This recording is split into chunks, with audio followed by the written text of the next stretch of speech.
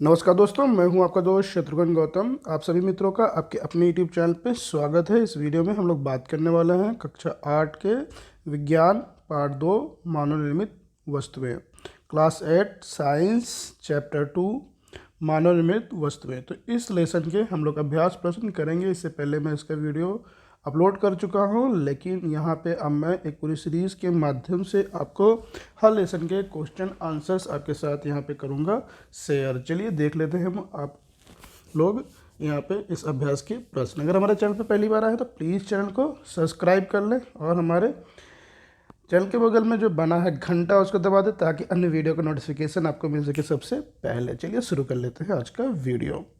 तो पहला प्रश्न है, सही विकल्प के सामने आपको सही का टिक लगा के अपनी उत्तर पुस्तिका में लिखना है। उत्तर है थर्माकोल का दूसरा नाम है, जिसके ऑप्शन है टेफ्लॉन, स्टायरॉन, नायलॉन और डेक्रॉन। तो इसमें आपका जो सही आंसर है वो है स्टायरॉन। अगला प्रश्न है, पौधों का मुख्य पोषक तत्व होता है। तो यहाँ पे आपके है गंधक, ऑक्सीजन, नाइट्रोजन और कार्बन। तो इसका सही आंसर है आपका नाइट्रोजन। अगला प्रश्न है,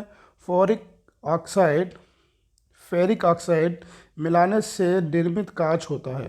तो फेरिक ऑक्साइड मिलाने से हरा कांच हो जाता है। और अगला प्रश्न है, खिड़कियों में प्रयोग किया जाता है। तो आपका खिड़कियों में जो कांच होता है वो आपका साधारण या मृदु कांच होता है। फोटोक्रोमिक आपके चश्मों में होते हैं। कठोर कांच और फ्लिंट कांच, ये कार की जो शीशे होते हैं उसमें यूज़ किया जाता है। और जो कठोर कांच होता है ये प्रयोगशाला के जो उपकरण बनते हैं उनमें प्रयोग किया जाता है। प्रश्न 2 है, सही कथन के सम्मुख सही अथवा गलत कथन के सम्मुख गलत चिन्ह अपनी उत्तर पुस्तिका में अंकित कीजिए। तो पहला प्रश्न है, नीचे दिए गए शब्दों की सहायता से रिक्त स्थानों की पूर्ति अपनी अभ्यास पुस्तिका में कीजिए। साबुन, प्राकृतिक, बर्तन, संश्लेषित, पराबैंगनी, ये आपके ऑप्शंस हैं। इन ऑप्शंस के हिसाब से आपको नीचे जो प्रश्न दिए हैं उसमें भरना है। जैसे पहला है क, मेलामाइन का उपयोग प्लास्टिक के बर्तन बनाने में किया जाता है। तो देखिए इसमें से आपका पहला बर्तन कट जाएगा। फिर इसी तरीके से आपको आगे भरना है। सूत, रेशम, ऊन प्राकृतिक रेशे हैं, तो यहाँ पे आपका प्राकृतिक आ जाएगा। तो आपका देखिए बर्तन कट गया, प्राकृतिक कट गया। अभी आपको साबुन, संश्लेषित और पराबैंगनी बचा है, ये आपको है भरना। धूप के चश्मे सूर्य की पराबैंगनी किरणों से आंखों को बचाते हैं, तो यहाँ पे पराबैंगनी आ जाएगा। अगला है, सोडियम हाइड्रोक्साइड और वनस्पति तेल की क्रिया से साबुन प्राप्त होता है, यहाँ पे साबुन आ गया। अगला है, संश्लेषित रेशों से बने कपड़े अधिक टिकाऊ और सस्ते होते हैं। तो इस तरीके से इसमें सारे आपके जो सब दिए गए थे वो भर दिए गए हैं। चौथा प्रश्न है, संक्षेप में उत्तर दीजिए। प्राकृतिक एवं मानव निर्मित वस्तुओं से आप क्या समझते हैं? प्रकृति में हमें अनेक वस्तुएं प्राप्त होती हैं। प्रकृति द्वारा प्रदत्त वस्तुओं को प्राकृतिक वस्तुएं कहते हैं, जैसे पहाड़, नदियाँ, समुद्र, झीलें, मिट्टी, वायु आदि। तो जो भी प्रकृति से आपको प्राप्त होता है वो सारी प्राकृतिक वस्तुएं कहलाती हैं। जो वस्तुएं मानव द्वारा निर्मित की जाती हैं उन्हें मानव निर्मित वस्तु कहते हैं, जैसे वस्त्र, कृषि यंत्र, मकान, साबुन, सीमेंट, ये सब मानव द्वारा निर्मित है, इसीलिए इनको मानव निर्मित वस्तुएं कहते हैं। अगला प्रश्न है, किन्हीं 4 प्रकार के कांच का नाम बताइए। तो कांच के 4 प्रकार निम्नलिखित हैं। पहला है साधारण या मृदु कांच, दूसरा है कठोर कांच, फ्लिंट कांच और फोटोक्रोमिक कांच। तो ये आपके 4 प्रकार के कांच होते हैं। अगला है पॉलीथीन, टेफ्लॉन, एक्रिलिक तथा बेकेलाइट के एक एक उपयोग लिखिए। पॉलीथीन का उपयोग थैली बनाने में होता है। टेफ्लॉन का उपयोग नॉन स्टिक बर्तन तथा ऊष्मा प्रतिरोधी परत चढ़ाने में। एक्रिलिक का उपयोग कार एवं ट्रकों की खिड़कियों में। बेकेलाइट का उपयोग बिजली के प्लग, स्विच, कंघी, पेन और हत्थे बनाने में किया जाता है। साबुन और अपमार्जक में क्या अंतर है? तो साबुन और अपमार्जक में निम्नलिखित अंतर है। मार्जक में जो अंतर है वो हम लोग देख लेते हैं। पहला है, यह वनस्पति तेल और सोडियम अथवा पोटेशियम हाइड्रोक्साइड की पारस्परिक क्रिया द्वारा आपके साबुन बनाए जाते हैं, जबकि अपमार्जक ये पेट्रोलियम हाइड्रोकार्बन से बनते हैं। तो अपमार्जक जो होते हैं एक तरीके से कह सकते हैं आपके जो डिटर्जेंट पाउडर होते हैं उनको कहते हैं। बाकी ये कपड़ा धोने का साबुन आप जानते हैं। दूसरा, कठोर जल के साथ साबुन एक सख्त पदार्थ बनता है, इस प्रकार ना तो झाग बनती है और ना ही सफाई होती है। ये कठोर जल के साथ भी आसानी से झाग बनाते हैं, इस प्रकार कपड़े सुगमता से साफ हो जाते हैं। इसीलिए आपके जो है पाउडर से कपड़े साबुन की अपेक्षा आसानी से साफ हो जाते हैं। मृत्तिका क्या है? तो मृत्तिका क्या है, इसका उत्तर है उच्च ताप पर पके हुए बर्तन अर्थात पकी हुई मिट्टी को ही मृत्तिका कहते हैं। ये जो आपने देखा होगा, जो आपके कुम्हार लोग होते हैं जो मिट्टी के बर्तन बनाते हैं, उसको जो उच्च ताप पे, हाई ताप पे उनको पका के मिट्टी को पकाया जाता है, वही आपकी मृत्तिका कहलाती है। अगला प्रश्न है, संश्लेषित रेशे क्या हैं? उत्तर है इसका मानव निर्मित रेशे जैसे rayon, nylon, terylene, Dacron, terrain आदि प्राकृतिक रेशों के स्थान पर प्रयोग होते हैं, संश्लेषित रेशे कहलाते हैं। यानी कि जो रेशे मनुष्य द्वारा निर्मित किए जाते हैं उनको हम लोग मानव निर्मित रेशे कहते हैं, ठीक है। अब प्राकृतिक रेशों के स्थान पर इनका प्रयोग होता है, इसीलिए इनको हम लोग संश्लेषित रेशे कहते हैं। ये संश्लेषित किए जाते हैं यानी कि उत्पन्न किए जाते हैं।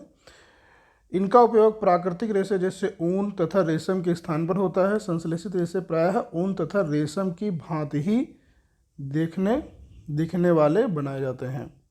अगला प्रश्न है, खंड का के अधूरे वाक्य को खंड खा की सहायता से पूरा कीजिए। खंड का और खंड खा दिया हुआ है। पहला है मनुष्य अथवा मशीनों द्वारा तैयार की गई वस्तुएं। दूसरा है मानव निर्मित वस्तुएं कहलाती हैं। दूसरा, मकान बनाने में ईंट, सीमेंट, सरिया आदि का प्रयोग किया जाता है। सीमेंट के नए प्लास्टर पर पानी का छिड़काव आवश्यक होता है। कृषि उत्पादन बढ़ाने के लिए उर्वरकों का प्रयोग किया जाता है। रेयॉन रेशों को कृत्रिम रेशा भी कहा जाता है। तो ये आपके इस तरीके से इसको मिलान करेंगे। है आपका प्रश्न 6, निम्नलिखित प्रश्नों के उत्तर दीजिए। जिसमें का है, भूमि में पोषक तत्वों की पूर्ति के लिए कौन कौन से उपाय किए जा सकते हैं? तो भूमि में पोषक तत्व यानी कि जहाँ पे हम लोग फसल उत्पन्न करते हैं उनमें जो पोषक तत्वों की कमी हो जाती है उनको कैसे, किन उपायों से पूर्ति की जा सकती है? तो इसका उत्तर है भूमि में पोषक तत्वों की पूर्ति के लिए निम्नलिखित उपाय किए जा सकते हैं। पहला है, भूमि को जोतकर कुछ समय के लिए छोड़ दिया जाए, जिससे पोषक तत्वों की पूर्ति पर्यावरण से स्वतः हो जाती है।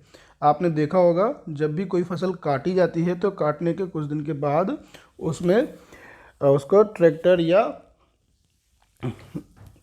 हल द्वारा उसको जोत के कुछ दिन के लिए छोड़ दिया जाता है। तो इसीलिए छोड़ा जाता है ताकि उसकी जो फसल उत्पन्न होने में जितने न्यूट्रिएंट यानी कि जो पोषक तत्व सब फसल में चले गए हैं वो कुछ दिन उसमें अब पूरे हो जाएं।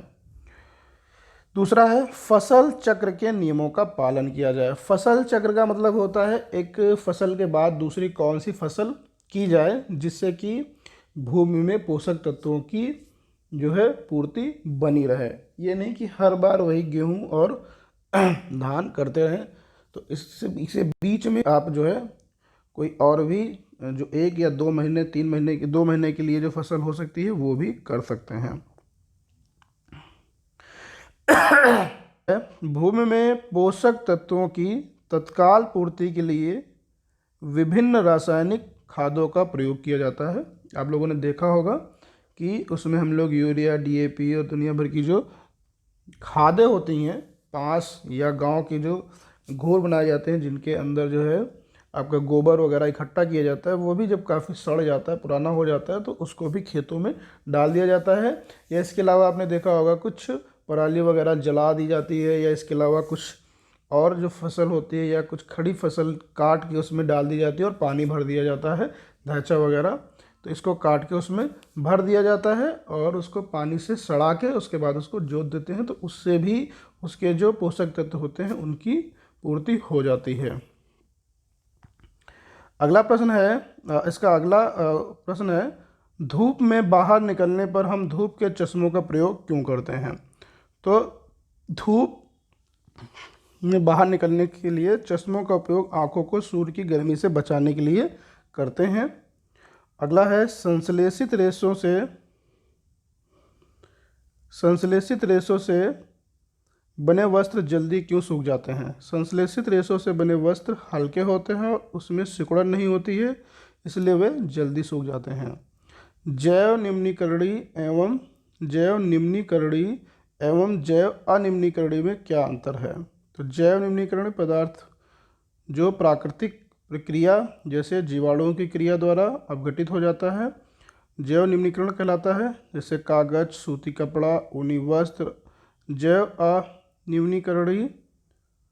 निम्नीकरणीय पदार्थ प्राकृतिक प्रक्रियाओं द्वारा सरलता से विघटित नहीं होता है, जैव अनिम्नीकरणीय कहलाता है, जैसे प्लास्टिक, थैली या टिन। तो इस तरीके से ये आपका लेसन कंप्लीट हो गया है। अगर कोई आपको डाउट लगे तो प्लीज़ कमेंट बॉक्स में लिखें ताकि हम लोग उस पर बात कर सकें। Thank you for watching this video. हमारे चैनल पर पहली बार आए हैं तो प्लीज़ चैनल को सब्सक्राइब कर दें, बेल आइकन को दबा दें ताकि अन्य वीडियो की नोटिफिकेशन आपको मिल सके सबसे पहले।